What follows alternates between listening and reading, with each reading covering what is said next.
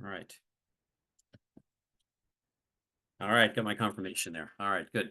Good evening, everyone. I'm Arthur Urbano, professor of theology and chair of the Jewish Catholic Theological Exchange at Providence College, JCTE for short. I'd like to welcome all of you to this evening's lecture, whether you're in person in Rouen or joining us on Zoom. This lecture series is named in honor of Faye Rozovsky, class of 1973, who was among the first women to attend Providence College. Faye and her late husband, Lauren, were good friends and enthusiastic supporters of the JCTE since its inception. Faye liked to say, quoting the late Father John Peterson, that Providence College is a big tent and there is room for everyone. And so we're thankful for her generosity and proud to honor her memory in this way. Delivering this year's Faye Rozovsky Lecture in Jewish Catholic Dialogue is Dr. Benny Bar-Lavi, the inaugural scholar in residence in Jewish studies and Jewish Christian relations. The scholar in residence position, which is the fruit of more than a decade of work by the JCTE committee and theology department, aims to bring to PC experts in different areas of Jewish studies who are committed to interreligious dialogue and advancing interreligious learning on our campus and in the local community through intellectual engagement and personal encounter.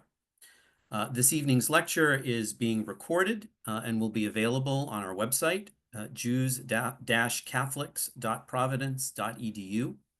On our website, you can also learn more about the history of the JCTE and view past events, and also make a gift to help us continue the important work of interreligious engagement. Following Dr. Bar-Lavi's lecture, there will be time for questions from both the in-person and Zoom audiences.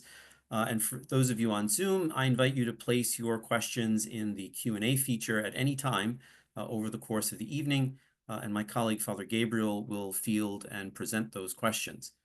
For those of you in person, Dr. Kuhlman will be there to pass around the mic. And please do make sure you speak directly into the mic so that the Zoom audience can hear.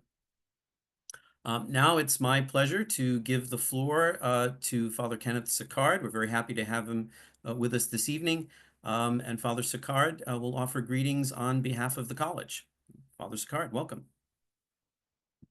Thank you, and good evening, everyone. I want to begin with a few thank yous. First to Dr. Urbano for your superb leadership of the Jewish Catholic Theological Exchange over many years, and to the organizing committee who put tonight together. I want to thank the audience for being here, for being part of this important event, honoring PC's rich scholarly tradition in theology, and specifically interfaith dialogue. And to Dr. Benny Bar-Lavi, we're fortunate to have found such an esteemed scholar to serve as our first scholar in residence in the program. Dr. Bar-Lavi is adding a great deal to our scholarly discourse, and we're delighted to have him in our academic community. And I'm delighted that this lecture series honors Faye Rozovsky. As Dr. Urbano pointed out, she's a friar of legendary, immense impact. She was one of the first women to attend PC when we went co-ed in the 1970s, and she remained engaged and impactful for the rest of her life.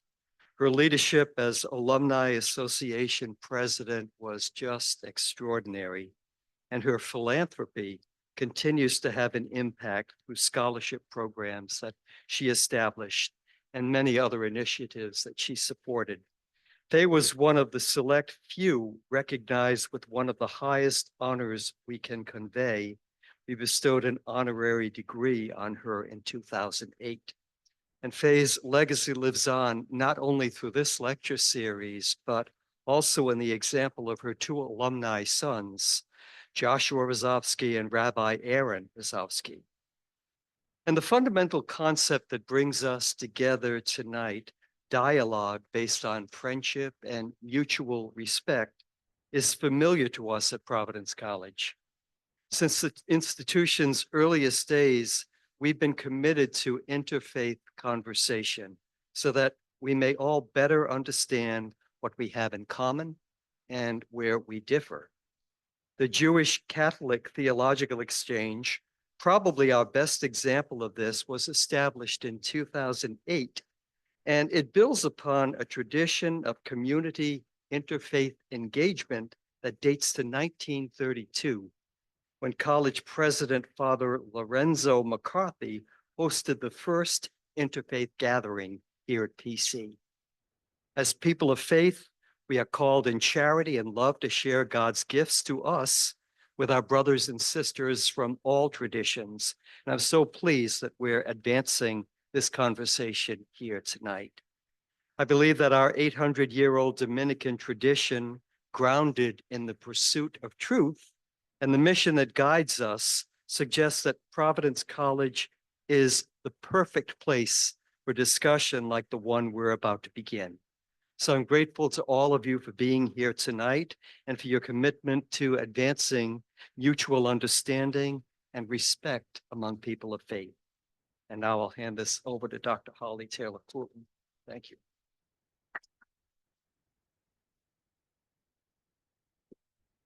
Thank you so much, Father Sicard. So I'm Holly Taylor Kuhlman. I think many of you know me, but I teach here at Providence College in the theology department. And I've also had the privilege of working for many years now, essentially since its beginning, on the committee that sponsors our event tonight. Wanted to say just a quick personal word with a little bit of context as I prepare to introduce our speaker in a formal way. Just a couple weeks ago, Professor Bar-Lavi and I both traveled to a meeting in Chicago.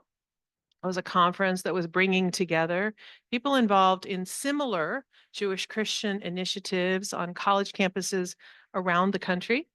And I have to say, it was just such a pleasure for me to introduce Professor Bar-Lavi as a representative of Providence College, and also to see him there holding this position. The position that he holds is one that our committee has worked toward for many years. A lot of details and a lot of paperwork along the way, but we're just thrilled that has come to fruition. We have a scholar here full-time working on Jewish studies, and we're thrilled that scholar is at present Dr. Benny Bar-Lavi. So, as I've already suggested, he is the inaugural holder of the Scholar in Residence position in Jewish Studies and Jewish-Christian Relations. Dr. Bar-Lavi holds a bachelor's degree from the Hebrew University of Jerusalem and a PhD in history from the University of Chicago. His research interests include early modern European history, the Western Sephardic diaspora, and the roles of Judaism and Islam in Christian and post-Christian thought. He's currently working on a book titled Politics Against God: Judaism and Islam in the Political Theological Discourses of Early Modernity. Please welcome Professor Bar-Lavi.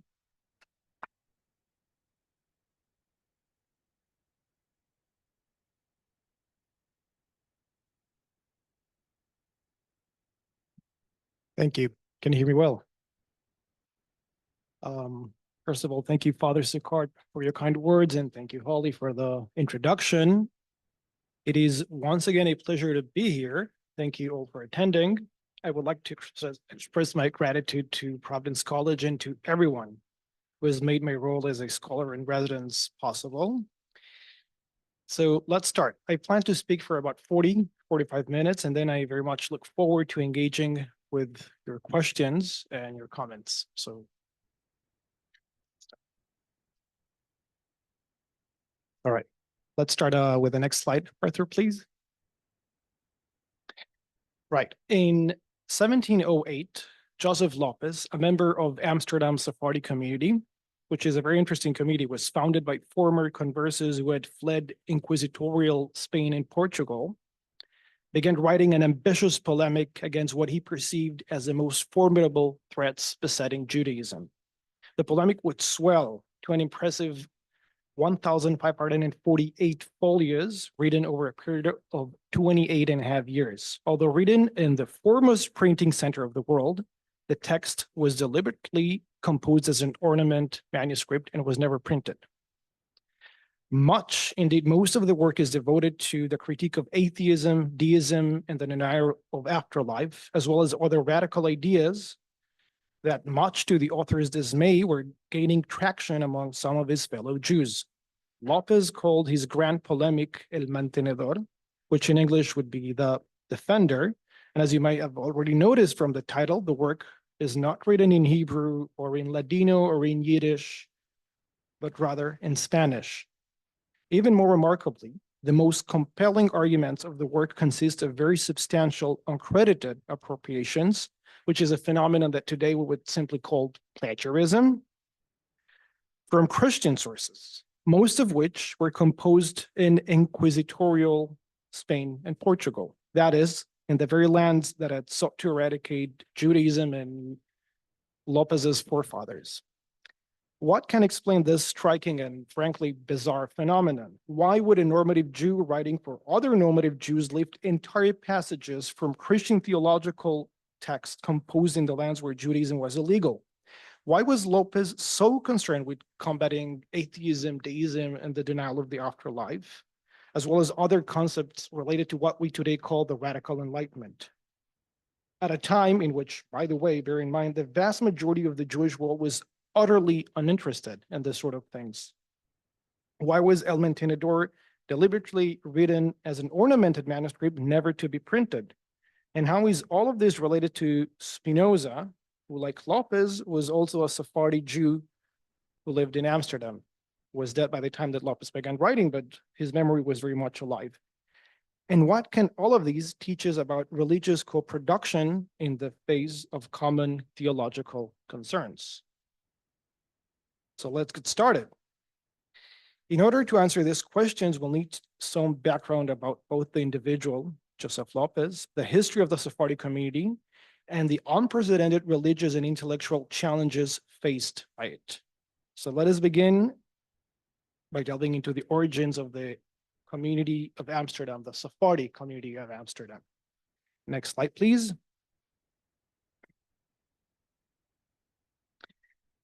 So the origins of the Western Sephardi diaspora, which Amsterdam was sort of the capital, think about it that way, are to be found in the Jewish communities of medieval Iberia, or Sepharad in Hebrew. The term Sepharad notes, properly speaking, the descendants of these communities. Now, there's a bit of a mix-up, which Sephardim are often erroneously used for Jews who are non-Ashkenazi. This is not true. This is primarily because, with some notable exceptions, most of the non-Ashkenazi Jewish communities from Morocco to Afghanistan adopted Sephardi laws and customs. But Sephardim proper is something different. The fate of the Jews in medieval Iberia oscillated between periods of relative toleration, very famously under Muslim rulers and even some Christian rulers afterwards, and periods of violent persecution. One of the darkest periods began during the pogroms of 1391, which led to a wave of forced conversions to Christianity that devastated the Jewish communities of Iberia. So faced with the choice between baptism and death, a significant proportion of Spain's Jews converted to Christianity. Spain did not exist at the time, but when we say Spain, we mean the areas that today form Spain. Thus, a new phenomenon arose, the so-called New Christians, also known as conversos. The term New Christian was meant to differentiate these converts and their descendants from the Old Christians, whose lineage, and by lineage I mean literally lineage, genetic lineage, was untainted by Judaism. So New Christian and converso therefore acquired a certain whiff of opprobrium. They became a term of opprobrium, both theologically, but also racially in this sense. Some of these New Christians professed Christianity outwardly, were trying to practice Judaism in secret to the best of their ability. These are the so-called marranos, a very famous word, or crypto-Jews, a term that is often used in research. And in fact, the Spanish Inquisition, founded in 1478, was ordained precisely in order to combat the crypto-Judaizing among the growing number of New Christians who were accused of Judaizing and of continuing to receive religious instruction and guidance from unconverted Jews. By the way, it's a common mistake to think that the Inquisition targeted Jews. This is not true. By definition, categorically speaking, the Inquisition could not even deal with Jews. It could only deal with Christians, maybe, bad Christians, Heretical Christians, but only Christians, not Jews or Muslims for that matter. Next slide, please, Arthur. The attempt to solve the problem of Judaizing new Christians was a major, maybe the major reason behind the expulsion of all professing Jews from Spain in 1492. This is a very famous part of the Alhambra decree there. And this increased the number of new Christians even further, as many Jews accepted conversion to Christianity, whether sincerely or insincerely. Next slide. Again. Other Jews chose exile in order to continue to openly practice Judaism, and so they fled, especially you can see here to the Ottoman Empire, the vast majority, some to Italy or to North Africa, and even to the Holy Land and elsewhere. And thus was created what in Jewish studies is called the Eastern Sephardim, who adopted for the most part Ladino, which is a sort of, think about it as a 15th century Spanish with a heavy dose of Hebrew words. Many Jews, however, about 15,000, fled to Portugal, 150,000 fled to Portugal. Yet unfortunately for them, in 1497, Judaism was declared illegal and all Jews became Christian. But this time, the king of Portugal tried to prevent all Jews from emigrating and instead forced them to remain baptized against their will in Portugal. This significantly increased the number of new Christians in the Iberian Peninsula. So basically speaking, by the 16th century, there were legally speaking no Jews in Spain. For Portugal, officially everyone was a Catholic, yet matters were a little bit more complex than this. Next slide, please. So despite the best efforts of the Inquisition, a minority of these conversions or new Christians continue to practice Judaism in secret, even though they had lost all contact to normative Judaism. This is important to note. The myth that most converts to Christianity were secret Jews is probably not true. Most of them, we can assume, were either Catholics or very good Catholics in this sense. The minority who were those who were Jews were actually, we tend to believe now, a minority among them. Nevertheless, this minority found it very, very difficult to practice Judaism because recall that Judaism had been outlawed and all Jews had been expelled. This means that, for example, there were no rabbis in Spain. All Hebrew books, anything related to Judaism was seen as either illegal or suspect, and anyone accused of having any connection to Judaism could be investigated by the Inquisition. Even activities such as avoiding pork or avoiding work on Saturdays could be interpreted as evidence of Judaizing, leading to possible persecution. Yet the converts were not only persecuted because of suspicion of Judaizing, there was also much antagonism that was based, as I said, on racial or, as we would say, ethnic prejudices. And this brings us to the community of López, the Western Sephardim. Regardless of their religious identification, the converts developed a very profound sense of ethnic and cultural identity that led them to distinguish themselves from the rest of the Spanish and Portuguese society at large, but also from other Jewish diasporas. They began to refer themselves as the nation, the Nação in Portuguese. And in the 16th and 17th centuries, members of this nation began settling in various cities in Western Europe, such as Venice, Ferrara, Hamburg, London, and Amsterdam. Now, by the way, that this includes both Protestant, Anglican, Catholic. This was not a specific, they could practice their religion elsewhere. It was just specifically a problem with Spain itself, not with Catholicism as such. And we'll get to this later. In Amsterdam would be the most important of these places. It would be a place where they would free to practice Judaism after generations of isolation from their ancestral faith. And thus arose what contemporary scholars call the Western Sephardi diaspora as opposed to the Eastern one. Amsterdam became the most important of these communities economically, intellectually, religiously, and it became sort of a capital. Now, I know that nowadays it might be surprising to think that Jews would choose to flee to Amsterdam given the events of the last weeks, but believe me, Amsterdam was the place to go if you were a member of the nation. Next slide, please, Arthur.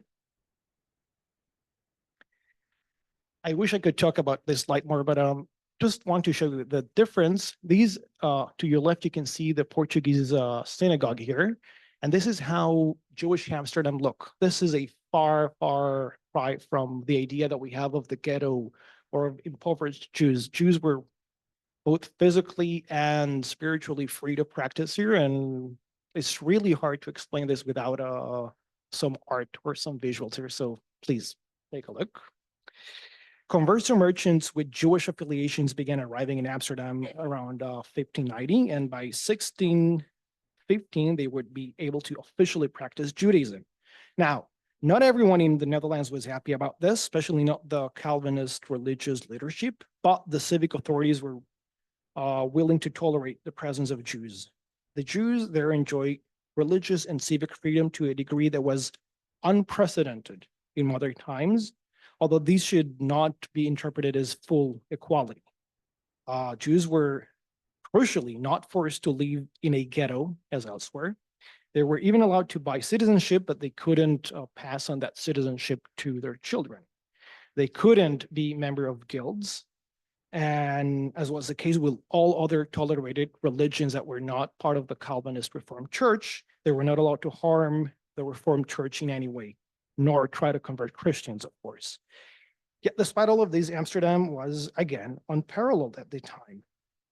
And yet, as we shall see, these also produced unparalleled challenges, which is a recurring theme in Jewish history. Whenever you have a lot of unparalleled freedom, with it come unparalleled challenges. And these are challenges that most other communities at the time did not have to deal with, until this is something that we would see in a mass scale in Jewish history only at the during the 19th century, 20th century. Next slide, please. This is the Portuguese synagogue, like the synagogue of the Sephardi in Amsterdam. And as was the case with other communities in the Western Sephardi diaspora, the community of Amsterdam was unusual in that it was created ex nihilo. What do I mean by this? Meaning that the Jews who founded the community of Amsterdam were, so to speak, new Jews. They went on from being new Christians to being new Jews. These were people who had never seen before a functioning Jewish community and did not retain any continuous connection to normative rabbinic Judaism. Consequently, and this might sound paradoxical, the Jews were forced to recreate and reestablish a heritage of their own. Many of the rabbis at first were imported rabbis, meaning they came from German-speaking lands or from North Africa or Italy or elsewhere, until eventually the community was able to produce its own rabbis. And not surprisingly, and this is crucial for the later part of the lecture, much of the religious and intellectual efforts of the Western Sephardi diaspora were focused on the education of former new Christians who were now new Jews who chose to return to their ancestral religion. Next slide, please. So despite their profound commitment to the cultural and religious principles of normative halakhic Judaism, these new Jews preserved and developed the rich cultural heritage of Iberia, of Spain, of Portugal, that they carried with them to their newfound lands of freedom. That's how they called Amsterdam, the land of freedom. And this is nowhere more evident than in their use of language. This is very interesting, I think. Hebrew was studied systematically, by the way, as opposed to the case in most other communities. It was studied systematically, sort of like the way that Jesuits used to teach Latin. They adopted the same idea and they taught Hebrew systematically from first fundamentals, going to the Bible and so on. Dutch became sort of progressively used as a language of contact with the surrounding communities. Portuguese and Spanish, with some variations, retained their preeminent status as a medium of communication right from the start of those communities and well until the 18th century. And by and large, Portuguese was the language of everyday life among the community, record keeping, stuff like that. Whereas Spanish was the language of high culture, of poetry, of scholarship, the language in which you would translate the Bible, translate prayers, and compose philosophical works. Now, it should be noted that, again, we're not talking about Ladino here. sort of like think about the difference between Yiddish and German. This was German, not Ladino. This was Spanish, Baroque Spanish, 17th century Spanish, the Spanish of Cervantes, of Lope de Vega, the Spanish of the Golden Age. And among the Western Sephardim, its status was in some ways comparable to that of Greek among Alexandrian Jews, in antiquity, or classical Arabic for the Jews of Al-Andalus in the Middle Ages, or German for the Jews of Germany and Austria before World War II, or English, for that matter, in contemporary America. Now, what do I mean by this? That observant Jews, in all of these cases, including today in America, were not only fluent in these languages, but also regarded them as legitimate and appropriate means with which to produce Jewish works. There were legitimate languages for Jewish religious production. So though it might seem ironic, much of the literature produced by the Western Sephardim, religious and secular fiction, non-fiction, version, prose, translations, what have you, was written in the languages of the Iberian Inquisitions, the languages of the lands from which these new Christians fled. Next slide, please.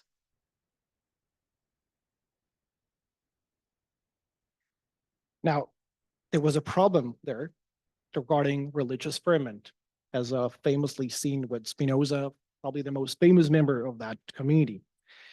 Well, the foremost member of Amsterdam's community, the most famous one by far, is a certain Benedict of Spinoza. It must be emphasized in no uncertain terms that the vast majority of these new Jews, the Sephardi Jews of Amsterdam and their descendants, were normative members of the community. They embraced normative halakhic Judaism. So again, the myth that they were all sort of secret heretics or philosophers, not true. However, not all of the new Jews who settled in Amsterdam or in other lands of freedom were willing or able to accept halakhic Judaism without reservations. And this should not come as a surprise if we think about their specific cultural heritage here. I mean, first of all, the Judaism that they reconstructed in Amsterdam was very different from the Judaism that they had known or imagined as crypto-Jews in the Iberian Peninsula. I mean, think about it. The Judaism that they encountered in Amsterdam was rooted in the Talmud, in the legal code of the Shulchan Aruch, composed in the 16th century. And it was in stark contrast to the imagined Judaism that was biblicist, based mostly on reading of the Bible, was totally ignorant of rabbinic writings and the oral law. Remember, there were no rabbis in the Iberian Peninsula, and placed a much emphasis on inner identity, on identifying innerly as a Jew, rather than on concrete practice or observance of divine commandments. Second, it must be borne in mind that many of the crypto-Jews that lived in Iberia based their religious and intellectual identity on a critical rejection of the religion at the time, whether Christianity or any other religion, or maybe a religion as such. And this, as it turns out, it's really hard to get rid of such critical habits of thought. And some of these heterodox attitudes were not even new to the period of the converses. They can be traced back to the Middle Ages, to certain rationalist and heterodox currents, variously characterized as Averroists, underground deists, or radical rationalists that were prevalent among some, again, not all, but some of the Jews in late medieval Iberia. And for example, we have evidence of doubts regarding the immortality of the soul, or divine providence, or rejection of miracles, and other such ideas that López and El Mentador would try to combat. So the combination of religious freedom in Amsterdam, intellectual ferment, and skepticism not only produced the likes of Spinoza, but it also threatened the religious commitment and observance of more ordinary members of the community. And this is a wonderful quote. In the words of Rabbi Moses Hagiz in Amsterdam in 1707, which is 1 year before López began writing his work, I quote, "Many of those who, because they live in lands where they enjoy freedom as well as prosperity, which bodes ill for them, have thrown over the yoke of rabbinic tradition." Again, it is precisely the freedom of these new lands that was threatening to their Jewish practice and identity. All of these led to a fascinating phenomenon, which is the production of apologetic and polemic works, which relied extensively and engaged extensively with non-Jewish secular knowledge to an extent that was unique in the Jewish world at the time. Again, I cannot even begin to explain how unusual this was for Jewish communities in the 17th and 18th centuries to be interested in non-Jewish secular knowledge in the humanities and sciences and philosophy. One example is by Rabbi Rafael de Aguilar. He composed, for example, a didactic text on classical rhetoric, and it was filled with mentions of Cicero and Aristotle and Homer, Plato, Thucydides, and every conceivable big name that you can think about late antiquity, including, by the way, St. Augustine, because of the prominence of St. Augustine, not because he was a Christian. His reverence for the classical world was such, and he was so representative of his time, that in certain instances, Plato and Aristotle would be placed along with the opinion of our rabbis. Such admiration for secular knowledge, or as he put it, for human letters, was not only derived from a sincere appreciation of them, but also because he served as a bulwark against what was seen as sophistic argumentation or sophistic unbelief. Next slide, please. This is what, for example, wrote a rabbi. I remind you, a rabbi who wrote a treatise on logic. And here he explains why it's so important to have a thorough grounding in logic. Science is the light of the world, the ornament of virtues, pillars of religion, the unassailable rock, and finally, the means by which the children of Israel have been able to preserve themselves for so many centuries, with the grace of the blessed Lord in the midst of their enemies. And although it is true that science has always been esteemed by the people of God, and I jump a little bit, and that attending to other studies of human letters has often been neglected, nevertheless, when these do not oppose the truth by which he meant Judaism, right, we are obliged to engrave them upon our hearts. Indeed, they serve to embellish not the law, which has no need of it, but its style and form in the academies and assemblies of its professors. Even the most scrupulous may well dedicate some intervals of time to these exercises so as to better understand universally the difficulties they might encounter, and if for no other reason, and this is crucial, than to recognize fallacies and sophistic arguments. So the emergence of the phenomenon that would be called the Enlightenment during the second half of the 17th century further amplified the tendencies towards skepticism, heterodoxy, and philosophical radicalism. Amsterdam was, after all, not only the leading mercantile center of Western Europe, it was also a meeting place of ideas, of heresies, and philosophies that ultimately made it one of the epicenters of the Enlightenment. And the Sephardim of Amsterdam were, so to speak, a high-risk group, as we would call them nowadays, for such Enlightenment ideas. Even if the vast majority stayed religious and adopted normative Judaism, there was a very troubling phenomenon that was, again, maybe a minority, but it was very troubling for the leaders, both religious and secular, of the Sephardim of the time. So perhaps now we can begin to understand the unique circumstances that set the Sephardi diaspora apart from other Jewish diasporas. And we can also start to explain the significant efforts to combat religious skepticism and outright unbelief, efforts which produce texts like López's El Mantenedor, to which we will now turn our attention. Next slide, please. So our author, Joseph López, we don't know much about him, and we knew nothing about him until a few years ago. I visited the Amsterdam City Archives, where the records of the Sephardi community are kept. It appears that he was born in Hamburg in 1616, 7 or 8. which was another very important Sephardi community. He immigrated to Amsterdam in 1691, and he would live there for the rest of his life, dying at the age of 1747. López was poor, and we know this from the book, the Internal Revenues book of the Sephardi community, and it was beset by personal tragedy, such as the death of his wife and 4 of his children.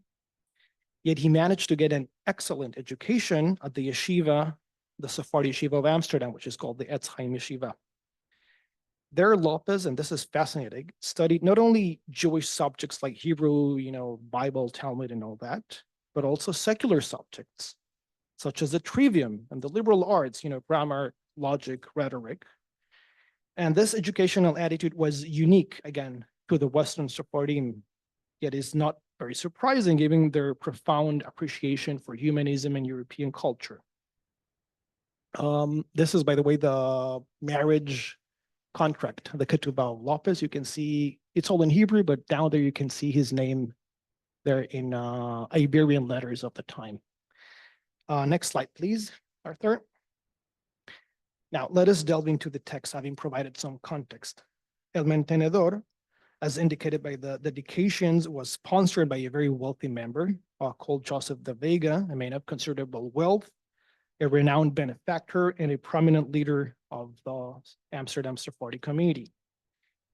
Now, due to his polemical content, particularly its criticism of Christianity, the work could not be printed, as this would contravene both the laws of Amsterdam and, no less importantly, the statutes of the Sephardi community, which, through self-censorship, so to avoid any confrontations that might jeopardize the toleration granted to the Jews in the Dutch Republic. Next slide. The work is written in the form of an allegorical dialogue, which was a very popular medium at the time. And the objective of the work, as stated in the prologue, is to defend truth with a capital T, that there is like verdad with a capital V, which López equated with rabbinic Judaism against its various opponents in order to bring those Jews, which he called our brothers, back to Judaism. The protagonist of this allegorical dialogue is the Jew, who valiantly battles the 6 pillars of the temple of falsehood, as they are called. And some of these pillars are atheism, Epicureanism, by which they mean the denial of afterlife, deism, predestination, as in Protestant predestination, Karaism, by which they meant scriptural rejection of rabbinic law, and Christianity. Each of these enemies represent a particular doctrinal threat faced by the Sephardim of Amsterdam during the early 18th century. Now, while the last 3 of these doctrinal enemies represent religious threats, the first 3, again, atheism, denial of an afterlife, and deism, on which this talk will focus, comprise the longest part of El Mantenedor and represent interconnected ideas associated with the Radical Enlightenment. Although at first scattered and meek, the Jew is aided by truth, which is another protagonist, speculation, and other characters who train him in philosophy, logic, dialectic, in a sort of intellectual boot camp. And ultimately, the Jew, as one might expect, proves victorious and is able to vanquish each adversary in its turn. Next slide. This is sort of a taxonomy of how the whole thing's developed. The atheist denies everything. The Epicurean accepts God's existence, but he denies the immortality of the soul and divine providence. The deist accepts, the immortality of the soul and God's existence, but not divine providence, and so on. So López held that heterodoxy in its different forms, whether religious or philosophical, is ultimately based on sophistries and logical fallacies. So in order to withstand what he perceived as a real and present danger to Judaism, it behooves every Jew to become thoroughly proficient in logic and philosophy. Otherwise, the sectaries may win him over through philosophical deception. Next slide, please. This is how López puts it. I compose this work with the intention, should any of our brothers incline towards one of the sects mentioned here, of winning them over and drawing them back to us. As those who oppose the truth, note the capital T here, lack the strength to counter it, they seek and devise logical artifices to overcome the unwary with false propositions, fallacies, and deceitful syllogisms. I explain to you the principal rules of logic and how you may free yourself from this deceitful syllogism.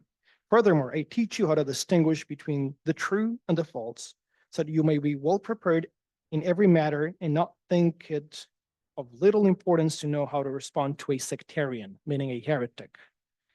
Or in not knowing how to respond to them, not only do they remain stubborn, but they also win followers, saying, even the very professors who ought to defend this proposition do not know how to answer it. This is a great reproach, contrary to what the divine theologians teaches when they say and know how to answer the Epicurean, which is taken from Pirkei Avot, from the Ethics of the Fathers in the Mishnah. So, as the quoted segment shows, López hold that heterodoxy in its different forms is ultimately based on sophistries that have to be overcome. Now, López was not a fideist. His theological argumentation did not make faith the supreme criterion of truth. Rather, he held that religion is neither independent nor averse to reason. But reason, on the contrary, is appropriate and perhaps even necessary for the exercise and justification of religious belief and practice. Indeed, López was a thorough intellectual optimist, as I would call him, a position reflected in his firm belief that through the use of human speculation, one could ultimately navigate between the sophistries and fallacies of skepticism and heterodoxy, thus reaching the only truth. However, as we shall see, this did not prevent López from appropriating and adopting the work of Christian authors who shared his intellectual optimism in the form of a natural theological and rationalistic approach to religion. This brings us to the most interesting part, I think. As I found out, and despite his rationalist zeal for Judaism, or perhaps because of it, López appropriated and adopted the work of Christian authors who shared his intellectual optimism in the form of a natural theological rationalistic approach to religion. Indeed, given the prevailing rhetoric of erudition of the Western Sephardim discussed above, as well as the intellectual predilection of López for natural theology, it comes as no surprise that our author relied extensively on texts that provided him with vast reservoirs of learned references for theological works that saw reason and faith as two sides of the same coin, even if they were written by Christians. Now, the word relied is something of a euphemism. Significant portions of Elemental Network consist of appropriated segments from other works, often verbatim and without acknowledgement. Nevertheless, we must be cautious not to judge López by our own standards. The term plagiarism, as we use it today, in the sense of wrongful appropriation, is problematic, as in López's time, and indeed in the European culture at the time, unacknowledged appropriation was not regarded as a scholarly sin that is regarded today. There were other cases of such appropriation among the Western Sephardim. This was actually very common both among Jews and non-Jews at the time. So López reworked the original sources by de-Christianizing them and adapting them to his Jewish audience, for example, by omitting Thomas Aquinas, as we will see in a second. Next slide, please. The most important source for this appropriation is probably a work called Monarquía Mística de la Iglesia, translated roughly as Mystical Monarchy of the Church, made out of hieroglyphs drawn from human and divine writings, which was authored at the turn of the 17th century by Lorenzo de Zamora, a renowned Cistercian theologian. It was composed in a Baroque Spanish, typical of the time, and it reflects the hallmarks of early modern Spanish nonfiction writing, featuring abundant references and allusions to the classical world.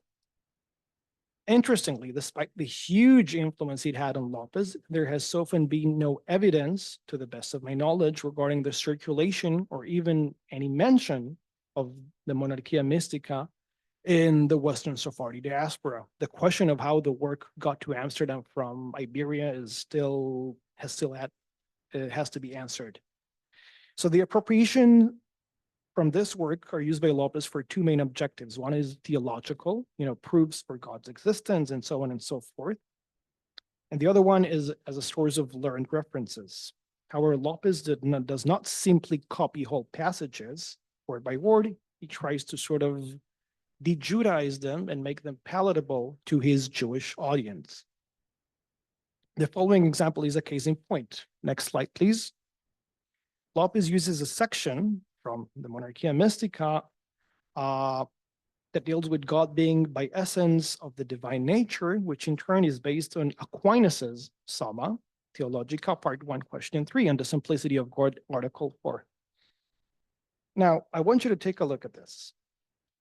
Essentially, if you know it here, we're talking about the exact same text with two very telling small differences. The first is that the title of the part that is discussed here is different.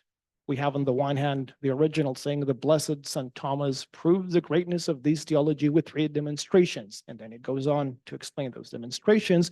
Whereas what López does is the Jew, I prove the greatness of this theology with 3 demonstrations. The second thing that, I don't know for those of you who know this, but in Judaism, it is forbidden to write the name of God. It's part of the 10 Commandments, of course.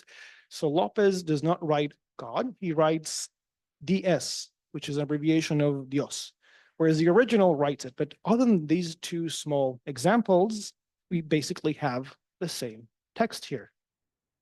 Next slide, please. This is how the original text look. We have on the left, this is how I try to put a small red dot when the text begins. On the left, we have the printed version of Monarchia Mystica, and on the right hand, we have the manuscript here. I don't know if you can read this beautiful calligraphy from the time, the 17th century Spanish calligraphy, but it's basically the same words, if you can sort of try to read them. Now, this is not one example, that I took out and it's the only one. This is extremely representative of what López does throughout the work, okay? Next slide, please. However, the big argument is ultimately derived from Aquinas here. And I mean, I wish we had time to go through it hours and hours, but trust me, the argument that we have here is basically summarized by Lorenzo Zamora in Monarchia Mystica, which is then appropriated by López in El Mantenedor. All right?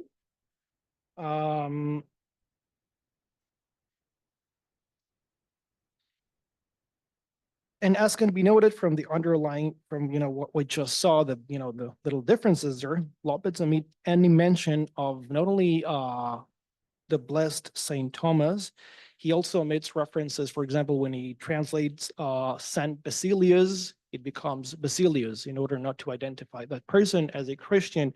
And we have endless, sometimes very entertaining ways of Judaizing the text in order to render it palatable again for his Jewish audience.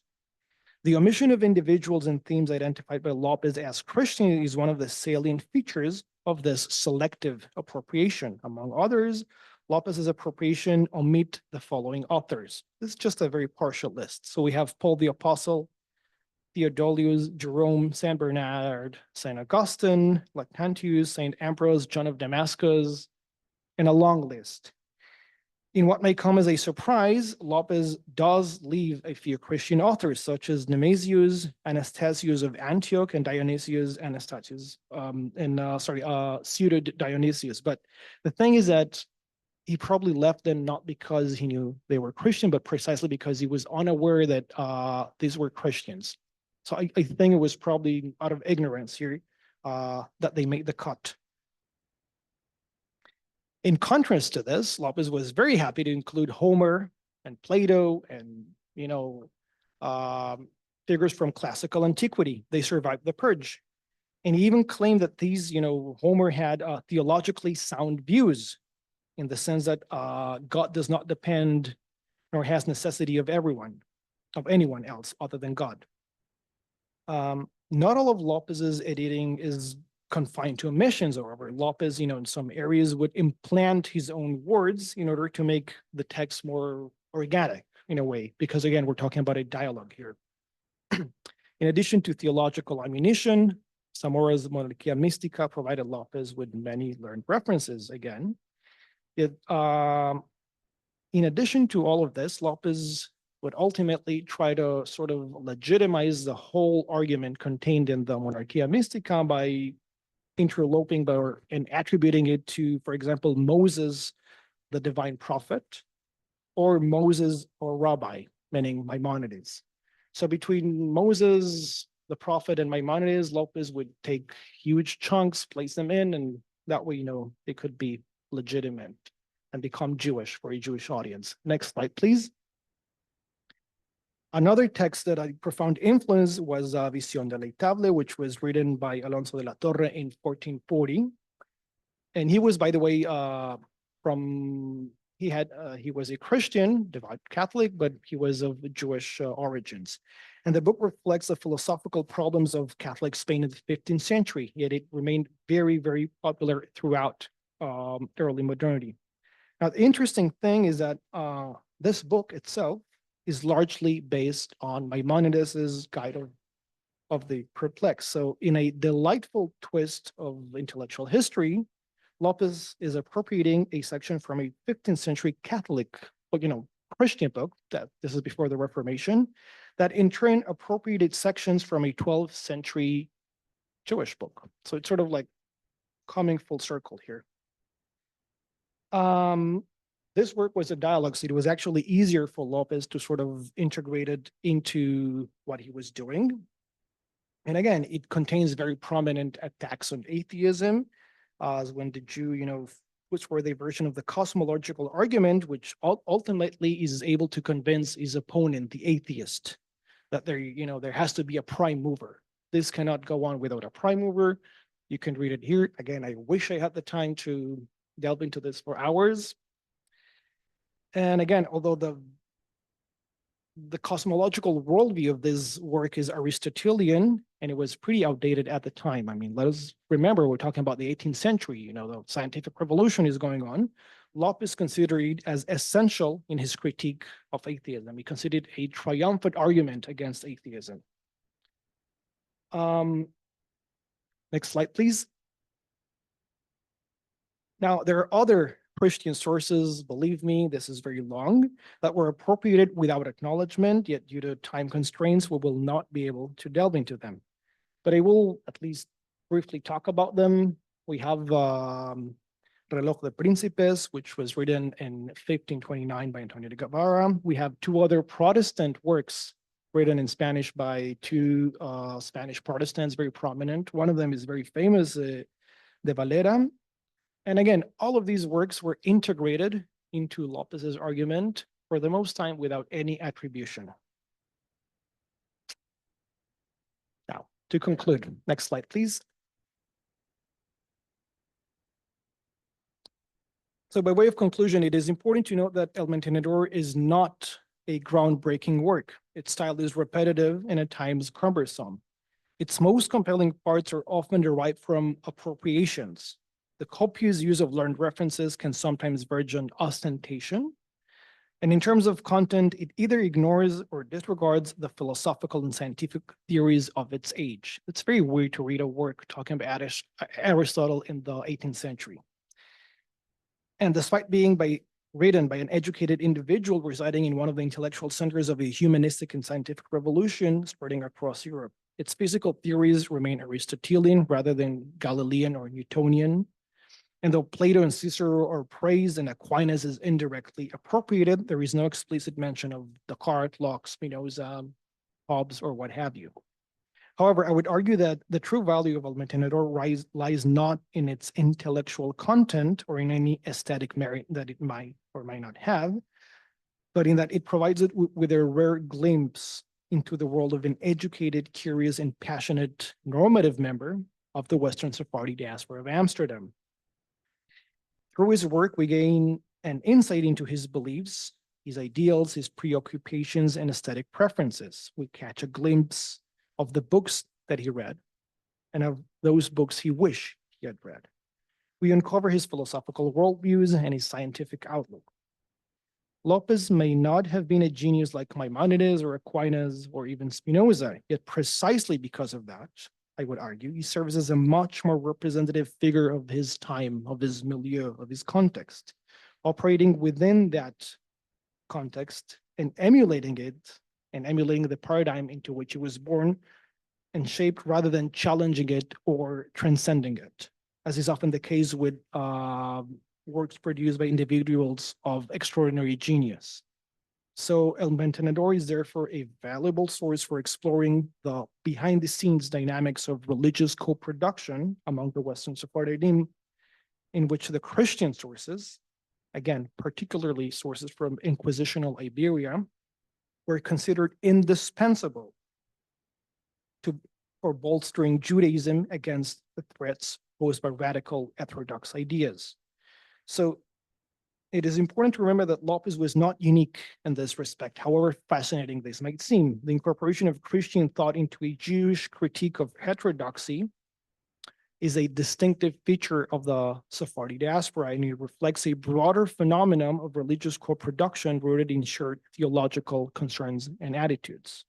So López, much like Lorenzo de Zamora and Alonso de la Torre, whom he copied, and Thomas Aquinas as well, on whom he relied indirectly, was an intellectual optimist. And I think this is very important to remember. He viewed reason and revelation, or to borrow Leo Strauss's phrase, Athens and Jerusalem, as compatible and complementary paths to truth. Moreover, it is arguably his optimism in the ultimate rationality of religion that enabled López to extract from Christian texts those aspects he considered rational, universal philosophical truths that transcend religions, hermeneutical differences, and dogmatic disputes. The same intellectual optimism, I might add, allowed Maimonides to integrate the ideas of Al-Farabi, the preeminent Islamic philosopher, and in turn allowed Aquinas to incorporate the ideas of Maimonides, which he famously referred to as Rabbi Moses, into his philosophical defense of Christianity.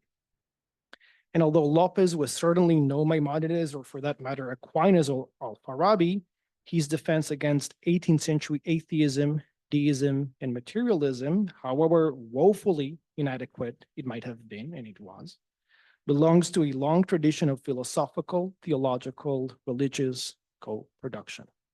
Thank you.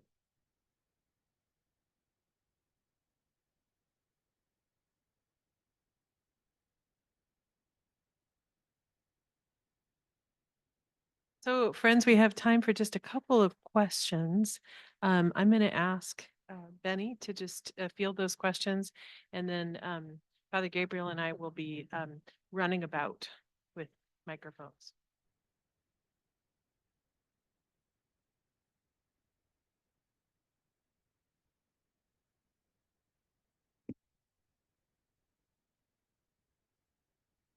Thank you, Benny, for a very enlightening talk. I've got two questions. The first question is the element that I picked up on the 6 pillars. And I was wondering, are the 6 pillars coming from potentially Christian polemic tradition or Christian apocalyptic tradition? I'm wondering what, if anything, you've thought about the significance of 6 opponents. So to the best of my knowledge, there is no, I'm sorry to have a disappointing That's reply, okay. but to the best of my knowledge, this had nothing to do with any numbers or numerology. Yeah. The 6 pillars were what he saw as their threats to Judaism at the time. And including, again, both philosophical and religious threats at the time.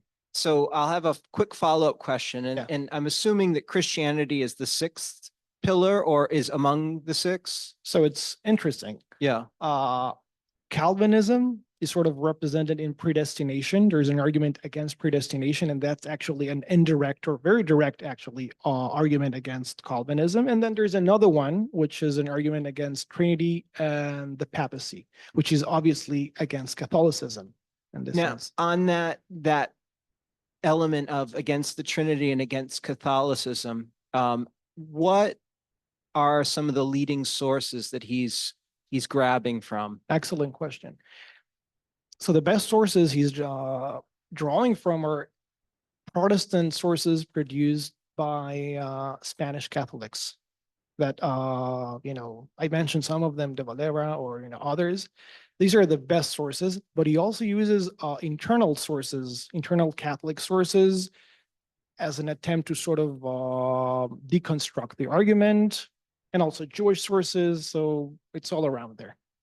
It's very eclectic in that sense. But the most interesting aspects, I would say, are the Spanish Protestant writings there that I mentioned.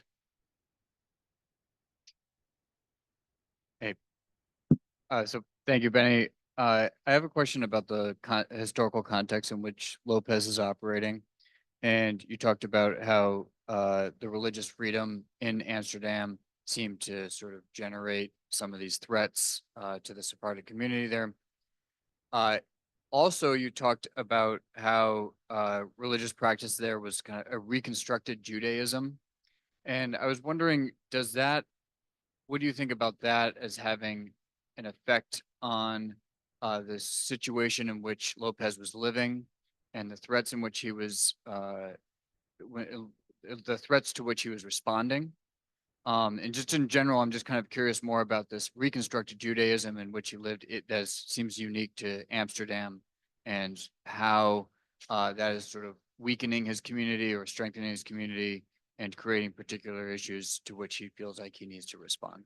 Yeah, very good question. By the way, not only Amsterdam, was also the case with London and Hamburg and other places in which you had Western Sephardi. But the fact that the Jews who founded these communities chose to be Jewish from among different varieties, they chose to leave the lands of Catholicism, means that they had a certain habit of critical.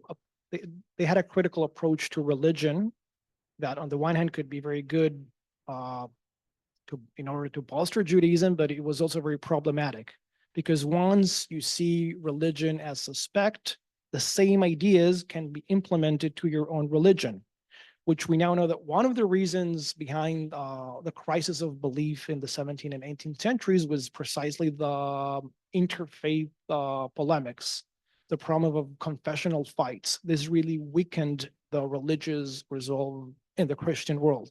And I would argue that something similar was happening in the Jewish world at the time, that was confined to this community, but it was certainly there. And again, it's a critical habit of thought that is very hard to discard, even if you choose to adopt Judaism. I don't know if this makes sense, but okay. Yeah, thank you, Benny, for a wonderful talk. There's a little known course that's still on the books of the Providence College Philosophy Department called Sources of Philosophical Error. And in the unlikely event that that course were to be resuscitated, did you think Lopez would be a prime candidate for inclusion on the syllabus?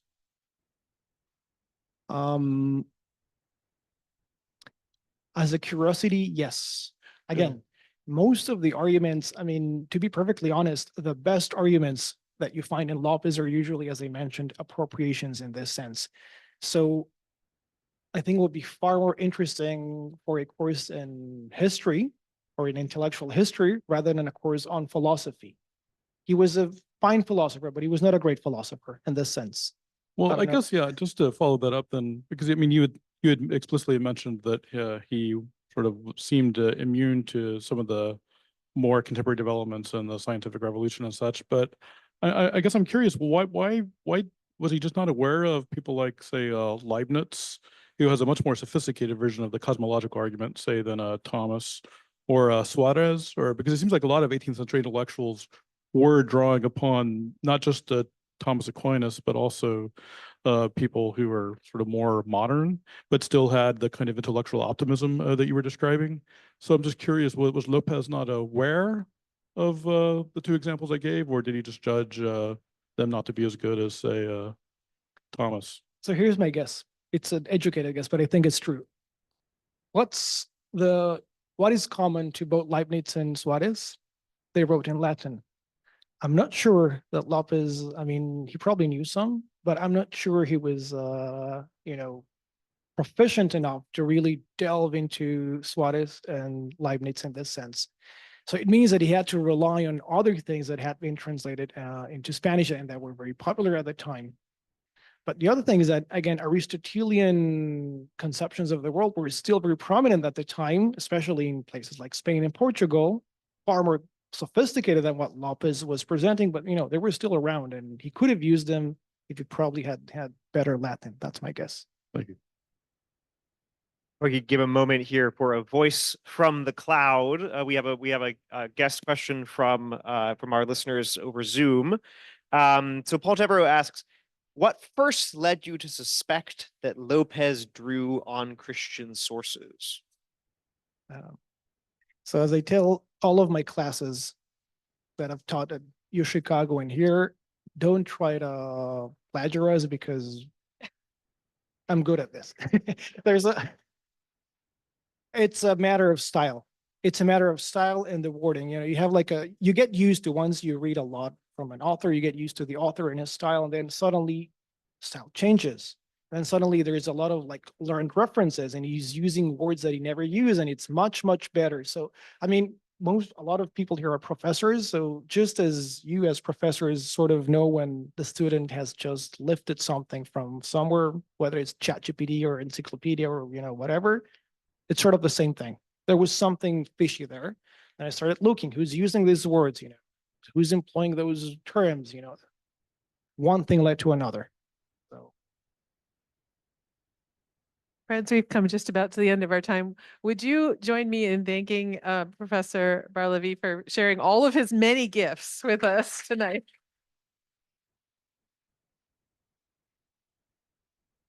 And I want to say thank you to all of you for coming, and make sure that you know that you are cordially invited to join us for a reception happening immediately following this event on the floor just above us. Hope that you can join us there. Thank you.